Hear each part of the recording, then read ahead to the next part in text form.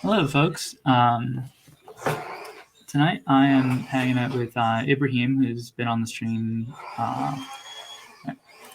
Hey, Ibrahim. Hello. Yeah, tonight we're just going to be hanging out and going over some strike stuff, particularly the IATSE stuff. I'm going to be doing the research to figure out what's going on because it is my job to prepare for these live streams and make sure that we have people lined up to come on, and I didn't do that this week. And fortunately, Ibrahim was free when I just messaged everybody and said, "Hey, everybody who does streams, anybody free?" But yeah, so I'm going to drop a banner, just like knowing what we're doing, and share the Chrome tab. Yeah, the first thing we're going to be checking out is just the IATSE website.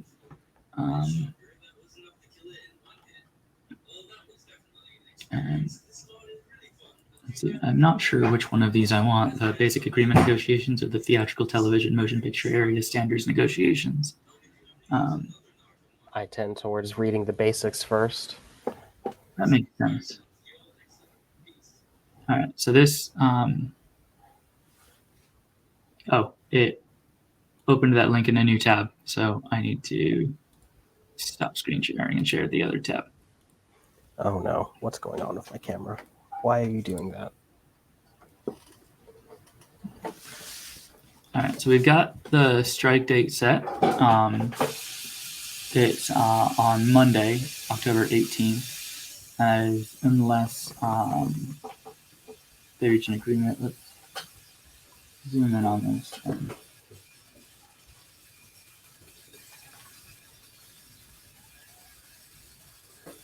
Yes, they announced this yesterday. Strike date set for 60,000 film and television workers. Unless an agreement is reached, IATSE members will begin nationwide strike on October 18th at 12:01 a.m. Pacific. President Matthew Loeb announced today that unless an agreement is reached, union members will begin a nationwide strike against the Alliance of Motion Picture and Television Producers, AMPTP, on Monday, October 18th. Loeb said that the union will continue bargaining with the producers this week in the hopes of reaching an agreement that addresses the core issues such as reasonable rest periods, meal breaks, and a living wage for those on the bottom of the wage scale. However, the pace of bargaining doesn't reflect any sense of urgency, Loeb said. Without an end date, we could keep talking forever. Our members deserve to have their basic needs addressed now. Last week, IATSE members who work in television and film production at 36 IATSE local unions across the country voted to authorize the union's international president to call a strike if contract talks didn't result in a new contract for 60,000 film and television workers. Voter turnout was 90%, with 98.6% of those voting in support of authorizing a strike. And we brought this up every time we've talked about this so far, but it is insane that they have 90% voter turnout and 98% affirmative votes. Like, that is a mind-boggling, overwhelming consensus. Unprecedented turnout for a union of this size, and the approval rate is absolutely incredible. Is it unprecedented? Well, that would be a good thing for me to check, I suppose. In my estimation, okay, let's see, average strike turnout. Yeah, it says, doing the research too. It says here the International Alliance, IATSE represents over 150,000 people. As the article said, it's only 60,000 people potentially going on strike because it is specifically film and television workers, not people who do like theater or like live events like that. There are some talks of specific IATSE branches or specific locals going on strike in solidarity with the film and TV workers, but yeah, in general, like live theater is not necessarily striking.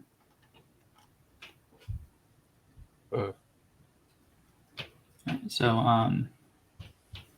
118 members of Congress call for improved wages and the working conditions for the behind-the-scenes entertainment workers.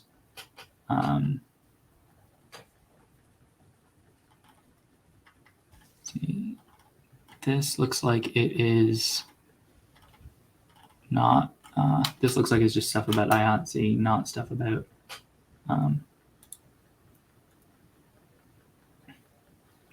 strike in particular. But I'm gonna pull up the FAQ. Film and TV strike authorization voter FAQ.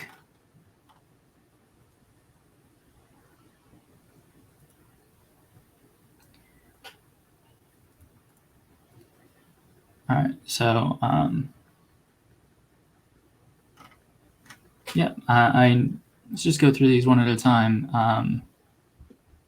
What are we voting on? What does strike authorization mean? Strike authorization vote. Oh, okay. So this looks like it was written before the vote. So this might not be the article we want. Yeah, this does seem to be information leading up to the vote. Yeah. So let's.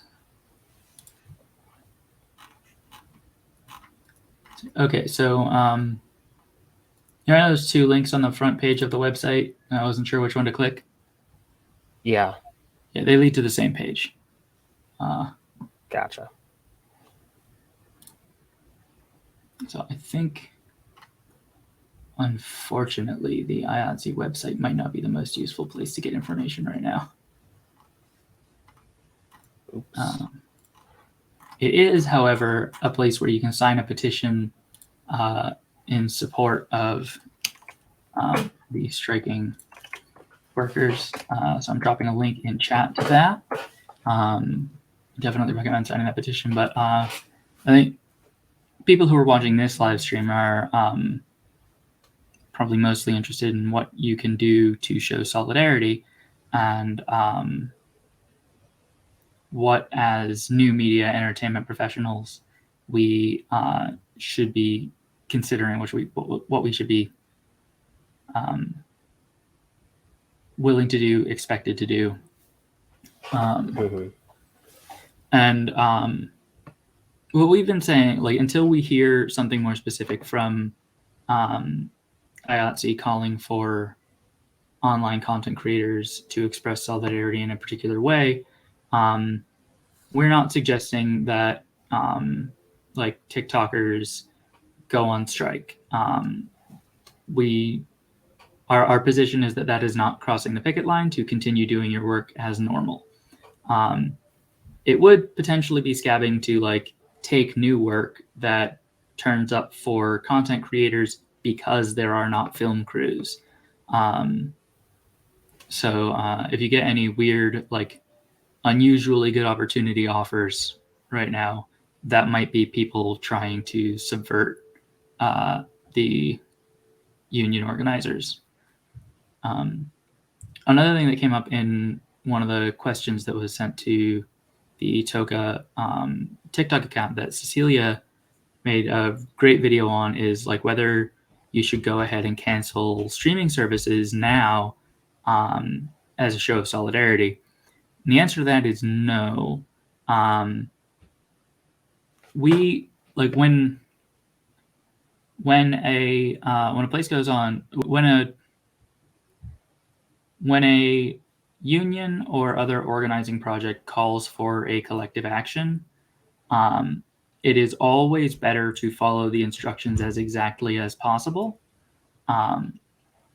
because that sends the clearest signal. If you cancel your accounts on the 18th, it is a lot harder for like Netflix or Hulu or Amazon to look at that and say, they might have just canceled for unrelated reasons.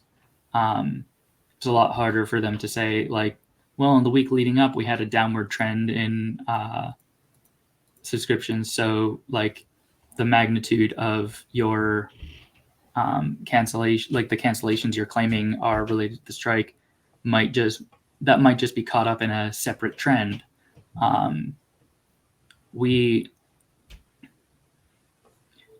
The more easily the people you're trying to signal to can interpret your signal in multiple ways, the less effective it is as a form of action. Which is why it's really important to do things as much as possible the way that the organization is asking you to, and to only do the things that are being asked of you. Yeah, 100%. I think the most important thing whenever there is a strike or any sort of action is listen to union leadership. Mhm. Everything else is secondary to that. If the union says the timing needs to be such, that's what it has to be. We want to make sure they have as many cards on the table as possible that they can point to the unsubscribership or the loss in subscribers and say, this happened on the day of the strike, directly correlated to people supporting this strike. It gives them a better chance of reaching a deal faster. Because the point isn't we're not trying to starve the studios out. The point is for these people to get what they want. Mhm. And that's the ultimate goal, and I think it's important to keep sight of that. Yeah, and this is something that we're probably going to be hammering home about a lot during the next few weeks going into the strike and for however long the strike lasts, because it is very common for like organizing on the internet to escalate really rapidly. Like, I've seen things like a couple of years ago, I remember a particular story where there was a planned work stoppage at an Amazon warehouse, and it was going to be for 1 hour on one day. And people were saying, like, don't cross the picket line, don't shop at Amazon for that hour. And then very quickly it was, well, you shouldn't shop at Amazon that day. And then people were saying, well, why not just do a whole week? Like, don't shop at Amazon from like this date to that date. And the thing about that is, like, what that results in is a whole lot of behavior that does not look to Amazon like it has anything to do with that hour-long work stoppage. Like, if there is a like the size of impact that we can have as customers on the like revenue streams of these companies is mostly negligible. Even if we could withhold enough money for them to like be unable to maintain functioning, most of these companies are in conglomeration with other companies that can like get their back for long enough to weather an organizing action. What we want to be able to do is show really clear consequences that like really show like it's what we're doing when we act in solidarity with strikes is communication, not like market economics. Like, we're not doing a like free market action. It's a messaging action.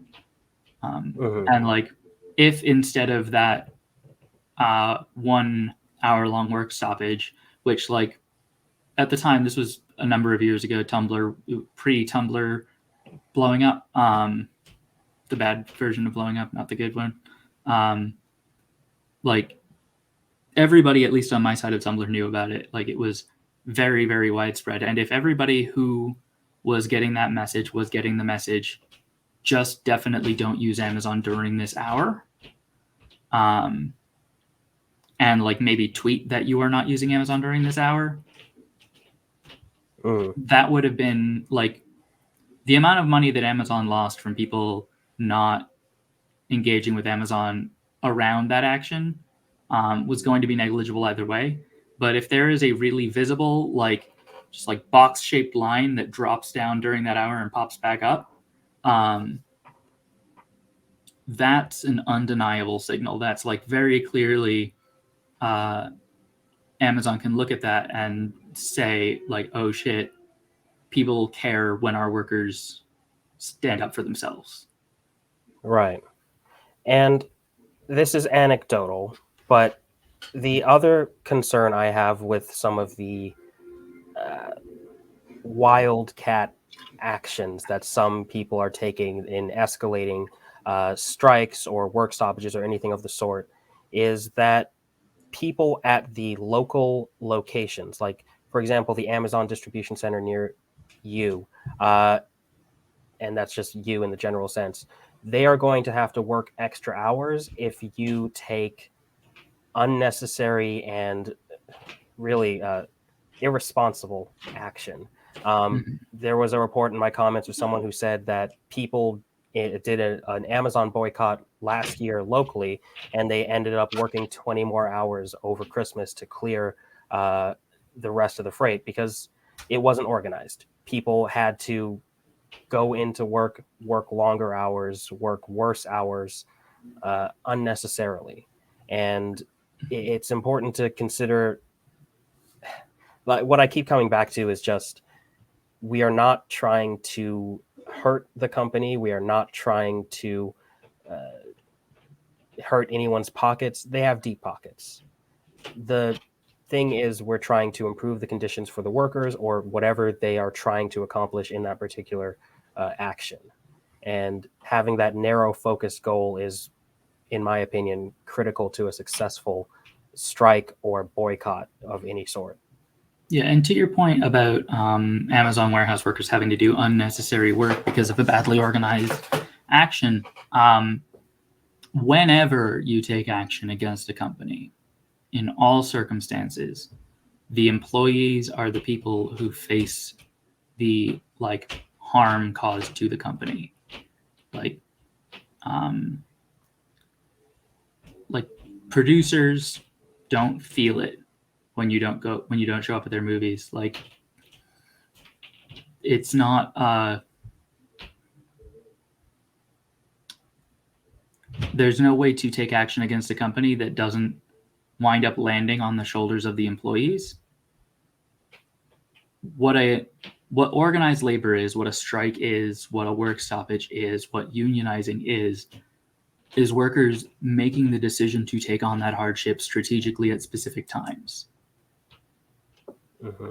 And you can help them make those strategic choices more effective by boycotting when they are striking or when they are taking action. You can help by not scabbing when they are standing up against the management. But organizing without the workers is just volunteering the workers for suffering they're not asking for. Yep. 100%. And this is a little bit of an aside as well, but the Kellogg's strike is there have been a lot of people asking, how do we take action? What do we do? Do we buy more cereal? Do we stop buying cereal? Do we not buy Kellogg's products at all? And none of those things were requested. None of those things are necessary. They are handling it on their end, and they will come to us with more information when we need to be taking action with them. And one of the actions the Kellogg's Corporation is looking at is removing the union label from the boxes of cereal and from some of the other products, which is, in my opinion, in response to people saying only buy union product, only buy if it has this logo. They'll just take the logo off. It needs to be a very specific targeted thing. You need to keep sight of the fact that they are watching what you say, they're watching what you do, they're looking at what actions you're trying to take to get around certain things. You're not the only one who's listening to the strike organizers. I will say that it is fairly standard. I think it's reasonable to say that the one implicit ask is don't cross a picket line. So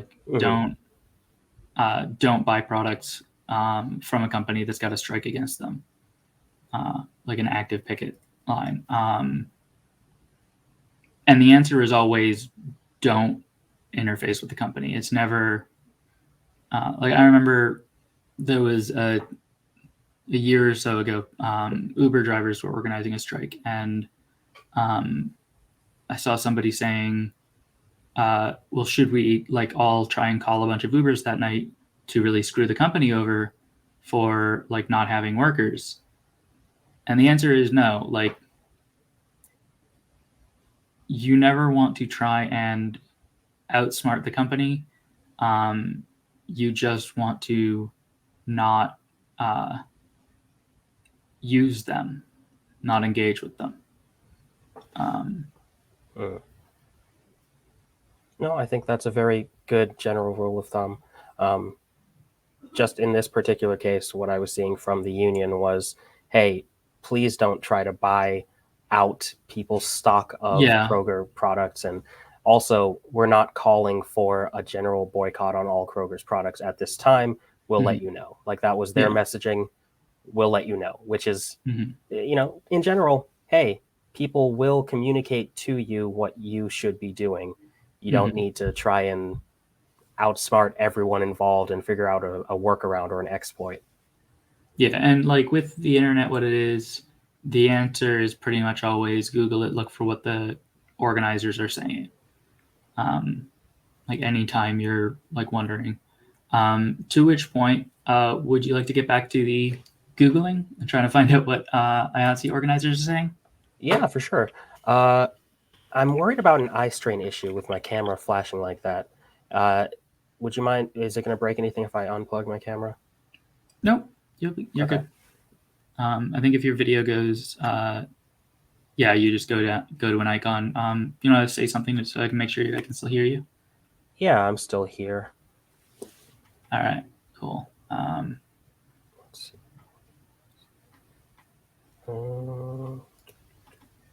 Let me keep my thinking sounds to myself, though.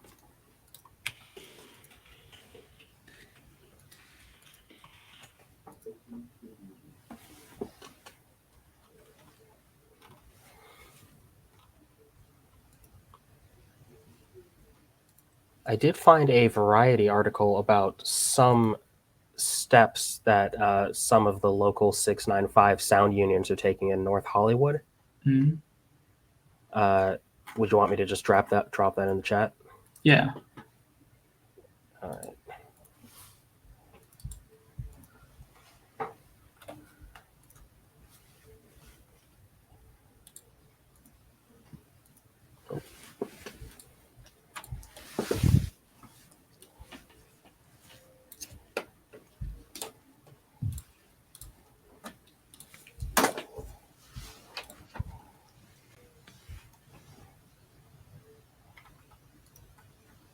Right, my apologies for the Variety website. No worries. It's not your fault that every news organization is horrifically bad at web design. All right, so this is from this afternoon, just a few hours ago. And actually, for 6, 7, like an hour ago. Just mentally converting PST to EST. So we got IATSE reports good progress in talks while prepping 21 picket locations. And I'm going to drop the link to this article in chat.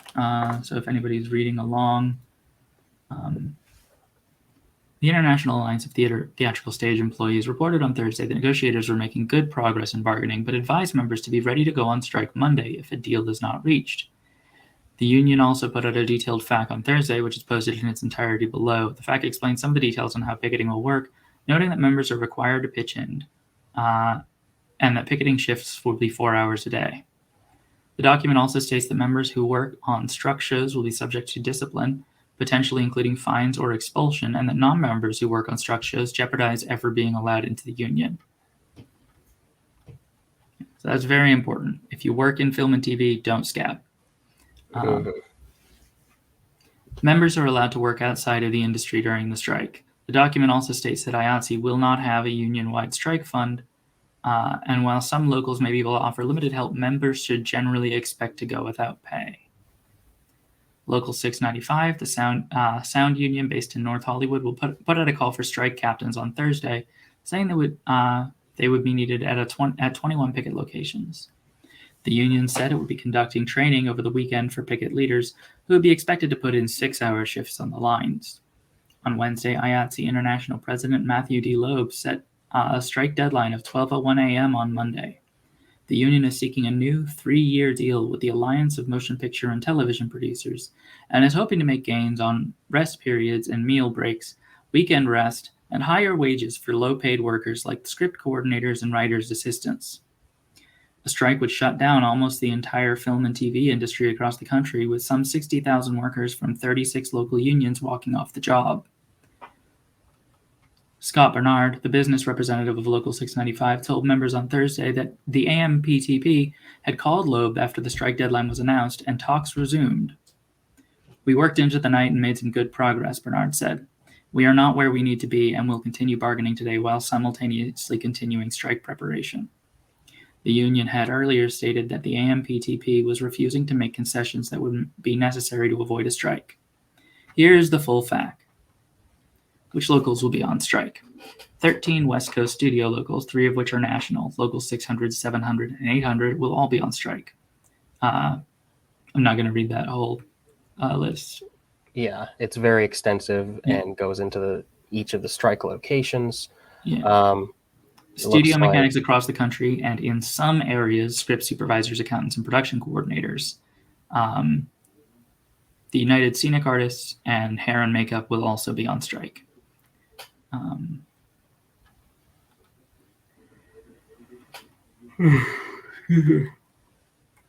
And let me know if you are getting fatigued with the reading. I'm doing all right now, but thank you.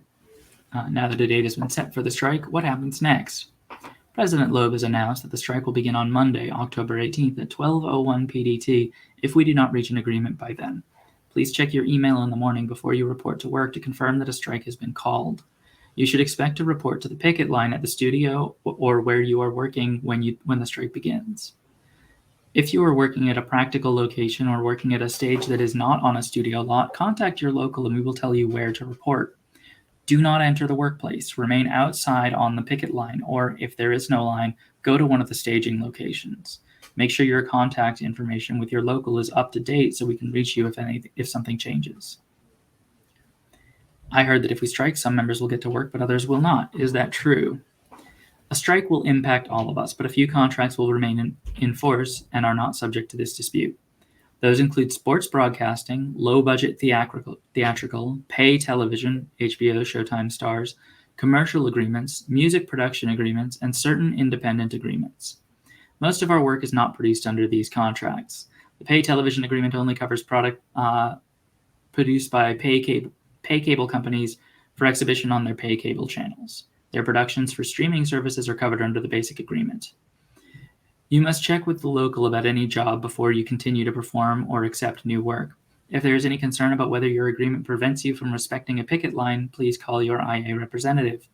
We will be coordinating closely with what work is not struck, and we'll be contacting a few members who are not required to strike in the event a strike is called. So this is actually something that I want to draw attention to. Like, not all streaming services are being struck against. HBO, Showtime, and Stars all, to my understanding, came to the table and agreed right away to the terms. Netflix and Hulu did not. I believe Amazon also did not. So I believe that Amazon is being struck against. Now, one of the things that we are thinking about on here, we're trying to decide on what our answer to it is, and we're looking for guidance from IATSE and from the industry, is Twitch is an Amazon property. So should we be streaming on Twitch while a strike is happening? That is something that we don't immediately have an answer to. We might not stream. We might move over to YouTube, which is not involved in this because YouTube doesn't actually have any production companies of its own. We might continue streaming on Twitch because, as we said earlier, we don't want to take actions that are not being called for, because we don't want to be sending out signals that are going to be ambiguous and possible to interpret in a variety of ways. But Right. we will update folks on that through all of the same avenues you usually hear about the streams. In the event of a strike, can a member working under an unexpired contract choose not to work or not cross a picket line? Generally speaking, yes. All workers have the individual right to honor a lawful picket line. This is usually referred to as a sympathy strike. However, you may be disciplined or replaced and not have some of the same rehire rights as a member who left work on a struck show as part of a strike. You have to follow your conscience. Some collective bargaining agreements may restrict sympathy strikes. Please contact your local if you're concerned about whether your agreement prevents you from respecting a picket line. Click here for further information. Can I work non-union during a strike? Struck work that is shifted to non-union employers remains subject to the strike. All members are required to call in their jobs prior to working. This requirement will be enforced. We will continue our efforts to organize work that is truly non-union. What happens if I am on location when the strike begins? Your employer is still legally required to arrange and pay for you and your equipment to return home. The employer is responsible for your housing and per diem until they make arrangements for you to leave for home. This is true whether you are working in the United States or outside the country under the agreement. You will need to take the return trip offer, as they will not be required to continue housing you if you refuse the offer. If your employer refuses to get you home, or you have a lease or other ongoing obligations that your employment required, contact your local or agent for guidance. If you are approached about being held with the payment of hold fees, that is inconsistent with being on strike, and you should insist on being sent home. What do I need to do this week before the strike? You should collect your personal tools and belongings, computers, iPads, printers, etc., and take them home or on your last day of work prior to the strike. Make sure your time card is completed and turned in. Reconcile and turn in all petty cash, mileage forms, or other outstanding reimbursable expenses paperwork. Can I wrap my gear? What should I do with any personal equipment? Will I need to wrap the rental gear I have? Yes, you can reclaim your own personal equipment or equipment that is sub-rented to you. You should plan to do so before leaving work on Friday, October 15th, or at the end of your last day of employment prior to Monday, October 18th at 12:01 a.m. Pacific. Once the strike begins, you should not be wrapping any rental gear or other employer equipment, as that is solely part of your work that is struck work. If you cannot get all of your equipment out before the strike begins, you should secure it in the appropriate place, such as your trailer. Confirm with production that your equipment will be secure. Make sure you have an inventory and photos of what you are leaving. If you need access to your equipment during the strike, contact your employer to make arrangements. You should not be expected to be paid to collect your equipment. You are on strike. What if I'm working from home? If you have any equipment provided by your employer at home, you should notify them that they should find a way to retrieve it. Will I be expected to walk a picket line or support the strike in some way? Yes. Every member will be required to do work to ensure this strike is successful. We will have a system of assignments for picket duty. Your local will contact you. If you are a strike captain, you will be assigned to pick up supplies and check on volunteers and the day's assignment. Picketing will be broken up into 3 shifts of 4 hours every day. More specific direction will be provided by your local before Monday. Outside of the Los Angeles area, supplies will be made available at the regional offices of the national locals and or the offices of the studio mechanics local in that area.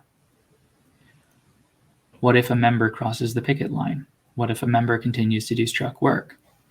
People who cross the picket line and do our work for a struck employer are scabs. Members who scab will be in violation of the IATSE Constitution and bylaws and will be subject to discipline by their local and the international. Locals and or the international can impose fines, including all amounts earned by the member while scabbing, issue public censure, suspend and or expel scabs. All right. If you want to take over reading, I do think I need a break. Yeah, no problem. All right. Okay. Can employers hire replacements? Employers may try. We ask that nobody scab and take our work, as improving our working conditions will improve them for members and non-members alike. It is unlikely the employers can replace tens of thousands of the most talented and skilled craftspeople throughout the United States. We didn't do 12 either. Oh, I'm sorry. No worries. What if a non-member crosses a picket line? If you scab, you risk membership. Non-members who scab jeopardize ever becoming members of this great alliance. Members who know of scab work being performed should report that immediately. If you become aware of struck work being performed, please immediately notify your local. Do all of these same rules apply to other workers covered under the applicable agreements? Yes. If a strike is called, all covered workers would be required to withhold all service, regardless of whether they are working in person or remotely. They will be expected to participate in picketing or other strike activities. This would include studio publicists, story analysts, production and assistant production coordinators, and other covered employees working out of offices or from their homes. Can I collect unemployment while I'm withholding services? This is largely a function of state law, and almost all states prohibit striking workers from collecting unemployment insurance. In California and every other state except as noted below, the answer is no. Striking workers are not eligible for unemployment benefits in California. Members working under the Basic Agreement or Area Standards Agreement in New York State can apply for unemployment benefits after 14 days, after 30 days in New Jersey. In addition, members who are already collecting unemployment benefits may continue to be eligible to receive them. If the employers impose a lockout, members may be eligible to apply for and receive unemployment benefits. If you have questions regarding unemployment insurance, please refer them to your local council. Will our dues be reduced or waived because of the strike? Each local's elected leaders will make that decision in compliance with their governing documents as they did during the pandemic. Is there an IA or local strike fund? No, there is not an IATSE strike fund. However, some locals may have assistance available for eligible members.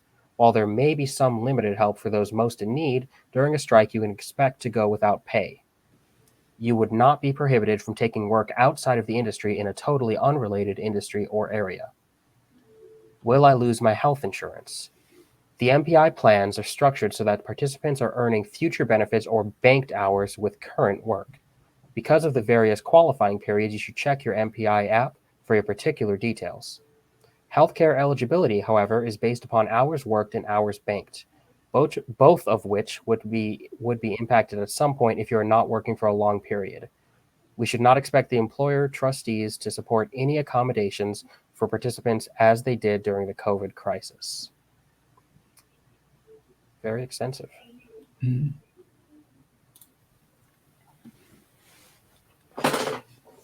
What do you think about all that? I think it was really interesting to read through the specifics of exactly what is asked of employees during a strike. I think that's something I have, thinking about it, haven't seen that much.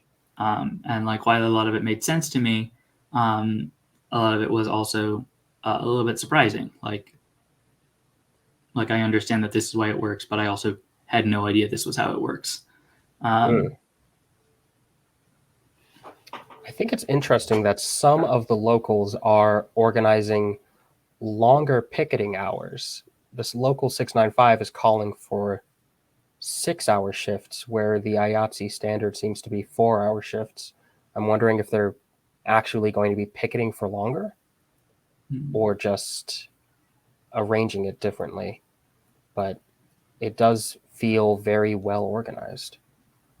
Michael has a question. So given some amount of time, vast swaths of people may not have health care. I'm going to review what that last block was again. The MPI plans are structured so the participants are earning future benefits or banked hours with current work. Because of the various qualifying periods, you should check your MPI app for your particular details. Healthcare eligibility, however, is based upon hours worked and hours banked, both of which will be impacted at some point if you are not working for a long period. We should not expect the employer trustees to support any accommodations for participants as they did during the COVID crisis.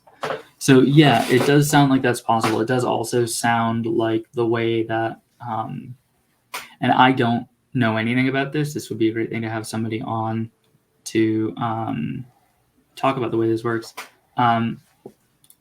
Michael, I am guessing I want to be very clear that this is not an area I have any actual knowledge on, but I imagine that it works that way, that you're like earning, that when you work for a film and TV production, you're earning insurance for like a length of time that exceeds the length of time you're working on that production, because people who work in film and TV have like jobs that last a set period of time, and then they have to go and find another job. Having a system that automatically generates coverage in excess of the length of time you're working would be necessary. Otherwise, otherwise people who work in film and TV would constantly be bouncing in and out of having insurance. Right. I've only had one job that used a banked hours benefit system, and this varies from company to company, from arrangement to arrangement. But at the banked hours company I worked at, hours that I worked over my contracted hours, instead of receiving overtime, I would receive banked hours that I would be able to take as leave, and that would contribute to my benefits package, because there was an hours requirement per contracted period to receive benefits. If you worked below a certain threshold, you would not receive benefits. So if I worked over contract, I would have a little bit of a buffer after the contracted hour period ended, where I would normally lose my benefits because I had hours banked. I would keep my benefits until the next period. So it was a little bit of a rollover. This sounds similar, but I can't guarantee that that's the exact situation. Mm-hmm. Yeah, and like tying health insurance to employment is terrible in every way. But given that's like, if we take that as a given, banked hours does seem like a pretty good way to handle distributing insurance for people working in a like gig-based system. Mm-hmm. Yeah, particularly when you're moving between contracted job to contracted job, and there might be odd periods of time in between those contracts. Yeah, Michael, there is an off season for TV shows. Not only that, but like most TV shows don't hire people for like multiple years at a time.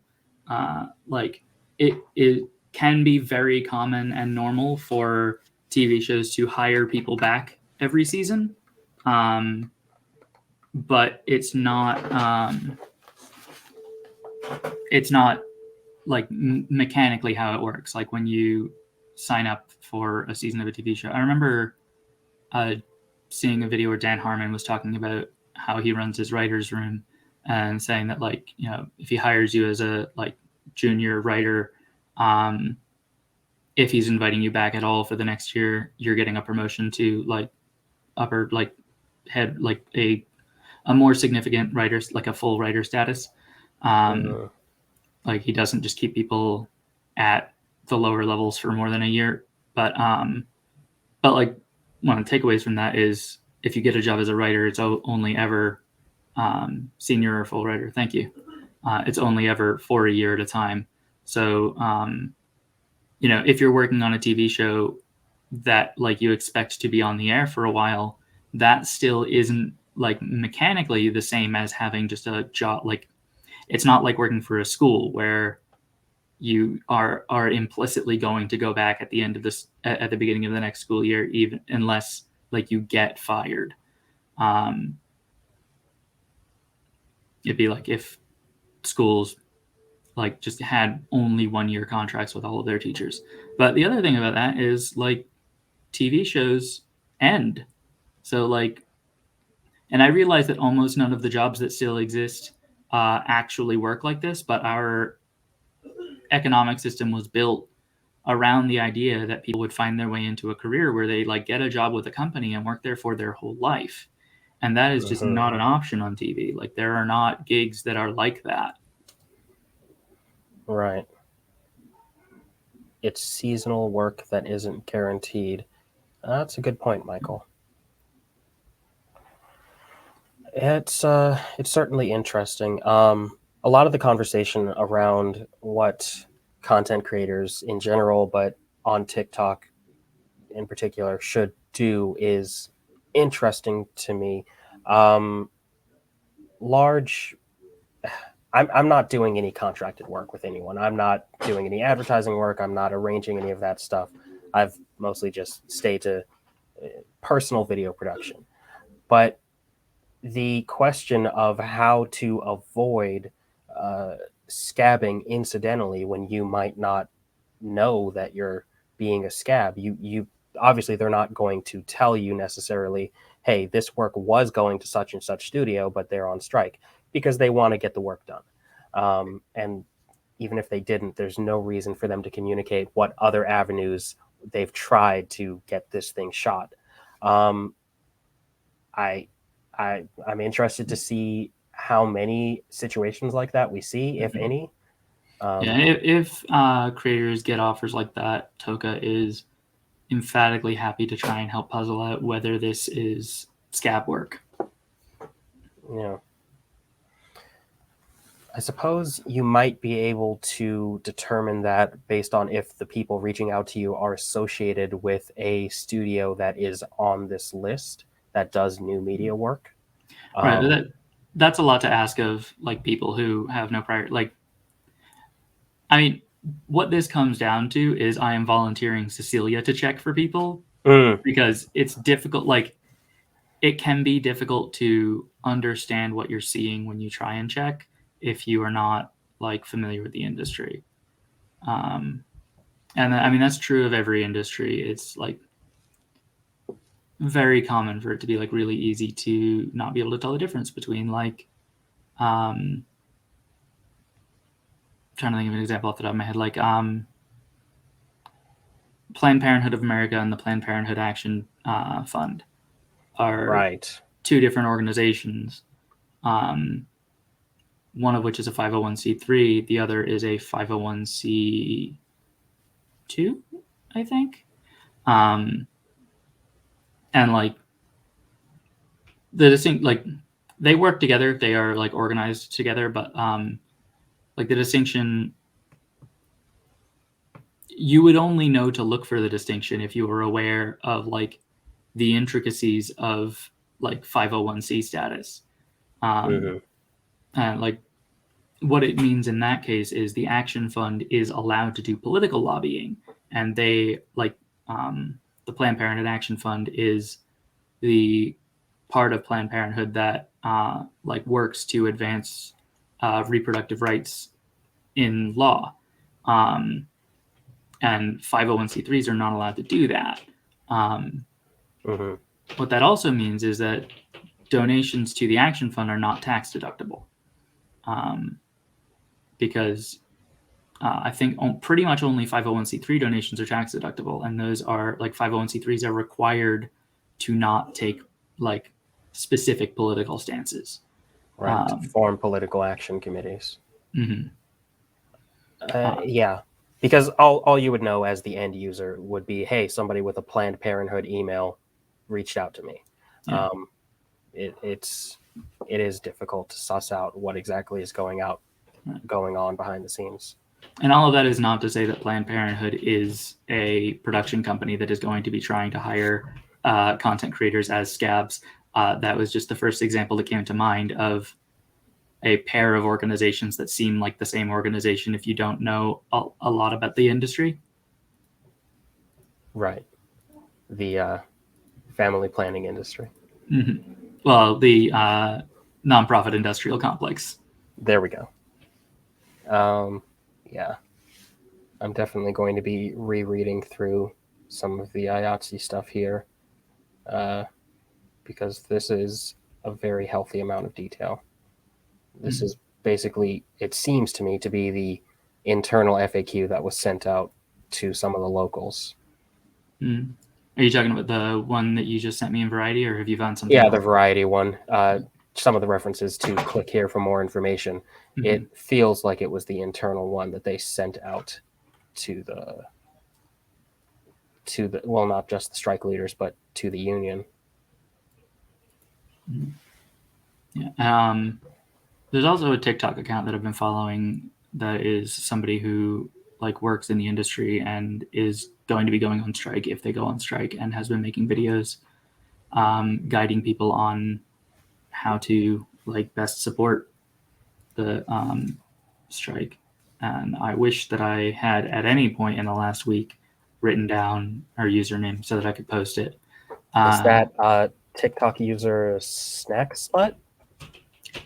I imagine there's more than one person doing this. I have literally no clue. I know that I follow the account, Right. and I know that I would recognize her if I saw her and she started talking about unions. That is the depth of my confidence in ability to ID her. I can't even tell you like a rough idea of how long her username is. That's fair.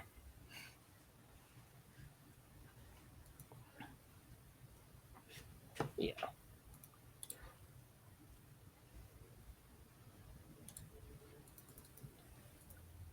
But yes, her. This one? Yep. Okay. Uh, Yeah. Look to leadership, as in all things. Follow a bunch of different people that you can reliably trust are part of the union. Like the union Twitter account is probably the best one. But just look out for the information coming from them, because another thing I'm concerned about is people.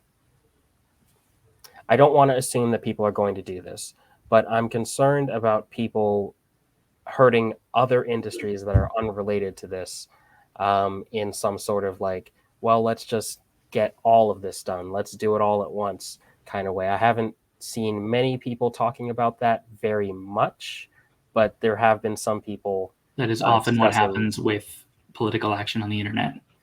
Yes, there is a tendency for things to escalate far beyond their intended reach. So. And remember, when you take action against a company, you are volunteering the employees of that company for suffering. Don't do it without their explicit go-ahead. It is strike season. Some people are calling it Striketober, which is a strangely quick... The speed at which people are moving to name it Striketober is odd to me. Yeah. I mean, if this somehow manages to cascade into a general strike, that would be fantastic, but you cannot manifest that by personally insisting on just boycotting everything. Like, that's not a real contributing action. What are the other strikes ongoing? There's the John Deere strike, and then I believe there is a nursing union that is also going on strike. There is a nursing union in Massachusetts that has been on strike for like a year. Oh, wow.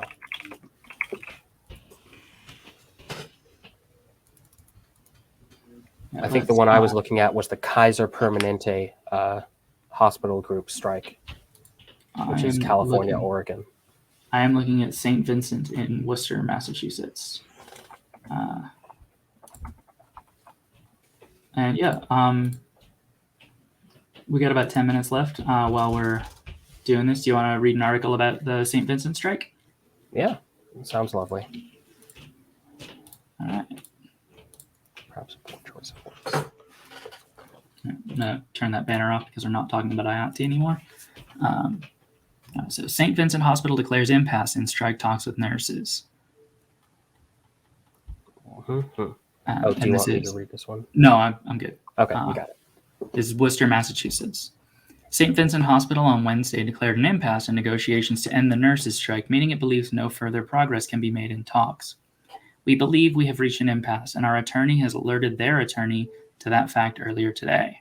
St. Vincent Hospital spokesman Matt Clyburn sent in a text message Wednesday afternoon. The nurses' union alleged that the action was illegal and said that it would have no effect on the strike. Tenet's decision has no impact on our strike on a legal or practical level, as all it allows Tenet to do is to implement its last offer for those inside the hospital. Marlena Pellegrino, a longtime nurse and spokesperson for the Massachusetts Nurses Association Union, said in a statement, "We view it as just another attempt in the long line of tactics meant to cause division and assault our psyche. It has no impact whatsoever on our effort to achieve safer patient care a fair return to work agreement, and a resolution of the many outstanding unfair labor practice issues behind this historic work stoppage. An impasse is a labor term and is declared when one or more parties determine that no further progress can be made toward reaching an agreement, according to the Massachusetts Nurses Association page on labor terms. If the employer declares impasse, it can impose terms and conditions. But the declaration does little, if anything, to change the strike, at least immediately. The hospital said that declaring an impasse gives it the right to impose the last, best, and final offer made to nurses, but has not yet decided whether to do so. And striking nurses said recent negotiations have not been in good faith, making the impasse illegal. Furthermore, the striking nurses said that the last, best, and final offer is compromised because it includes an illegal bonus for replacement nurses and one or more of what the union has alleged are unfair labor practices. The union said that it planned to file another unfair labor practice charge. By way of reply, MNA asserts that to the extent that an impasse has occurred, it was achieved through bad faith bargaining by the hospital, the MNA's attorney, Alan McDonald, wrote. In other words, the strike continues. And I was hoping they would drop a little bit of context about what's going on there, but... Yeah, a little light. Let's see if I can find something that, summarizes it. Let's see.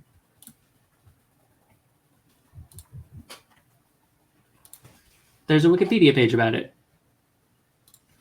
Excellent. All right, the 2021 St. Vincent Hospital strike is an ongoing labor strike involving nurses at the St. Vincent Hospital in Worcester, Massachusetts, United States. The strike began on March 8th, 2021, following disputes between Massachusetts Nurses Association, which represents about 800 nurses at the hospital, and the hospital regarding staffing levels. St. Vincent Hospital is owned by Tenet Healthcare and located in Worcester, Massachusetts. It's one of the few for-profit hospitals in Massachusetts. Beginning around 2019, hospital officials and union representatives from the Massachusetts Nurses Association, MNA, a labor union which represents several hundred nurses at the hospital, began to negotiate issues regarding pay and staffing levels at the hospital. According to the hospital, a labor contract proposal between the two groups including a substantial pay increase for nurses, but by 2021 the two groups had still not come to an agreement regarding staffing levels. The hospital claims that the union's demands are unreasonable and alleged that the hospital has one of the most generous staffing ratios in the state. However, the union rejects this claim, arguing that nurses routinely have to attend to 5 patients at a time and that staffing levels at nearby UMass Memorial Medical Center are lower than those at St. Vincent. In both December 2020 and January 2021, some nurses performed informal picketing outside the hospital. In mid-February 2021, the nurses voted to authorize an open-ended strike action against the hospital. On February 23rd, the union issued their 10-day notice of their intent to strike. The vote had passed with 89% of the nurses voting to approve the strike action. The last strike action taken by the union was a 2017 strike at Tufts Medical Center that lasted 1 day and was followed by a 4-day lockout, while the union's last open-ended strike, a strike with no set time limit, occurred in Brockton Hospital in 2001 and lasted 104 days. MNA members had previously performed strike action at St. Vincent in 2001 while seeking their first labor contract with the hospital. The last meeting between the union and hospital representatives before the strike started was on March 3rd, where a counteroffer made by the union was rejected by the hospital without a subsequent counteroffer. On March 8, 2021, the strike began with approximately 800 nurses performing a walkout. The strikers announced that they planned to picket from 6 a.m. to midnight until we accomplish what we set out to do. To accommodate for the nurses' absence, the hospital hired replacement workers at the cost of $5.4 million for 5 days. Several nurses crossed the picket line, though the union claimed it was fewer than they had anticipated. On the morning of March 12th, former U.S. Representative Joe Kennedy III joined the picket line in support of the strikers, while U.S. Senator Elizabeth Warren and Representative Jim McGovern were at the picket line that afternoon. That same day, the strike became the longest nurses' strike in the state in 2 decades. During the strike, the hospital has experienced issues with other unions representing hospital workers. Local 1445 of the United Food and Commercial Workers, UFCW, announced plans to perform informal picketing alongside the nurses as their contract with the hospital had expired on February 28th without a replacement. Additionally, Local 170 of the International Brotherhood of Teamsters claimed that their members were being tasked with duties outside their normal work, a claim which has been denied by the hospital's CEO, Carolyn Jackson. On March 15th, the hospital alleged that union members were bullying and harassing nurses who had crossed the picket line and issued a list of incidents they claimed had been committed by striking nurses. The union denied the accusations and accused the hospital of deflecting from issues that caused the strike. On March 21st, the strike entered its second week. On March 28th, the Telegram and Gazette reported that the hospital had set up security cameras outside the hospital to monitor strikers, with Jackson claiming that they were to ensure safety of people entering the hospital. The cameras were criticized by the union as an intimidation tactic and an unnecessary expenditure. That same day, McGovern and U.S. Senator Ed Markey met with strikers. In addition, the City Council of Worcester approved a resolution stating their support for the strike, and Massachusetts Attorney General Maura Healey voiced her support. On March 29th, Spectrum News reported that the hospital was spending about $30,000 per day on police details.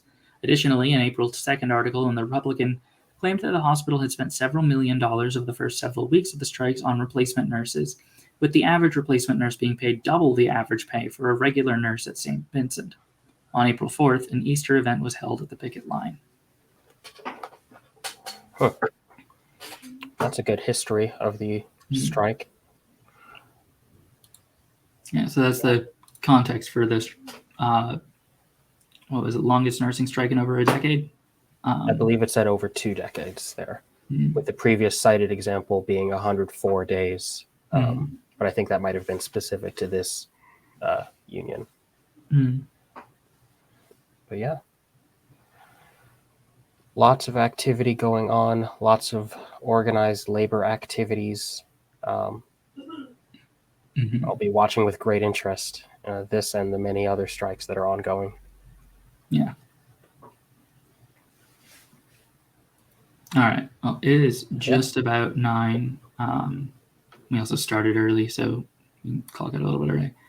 Thanks for coming, folks. I have enjoyed learning more about what's going on with the strike.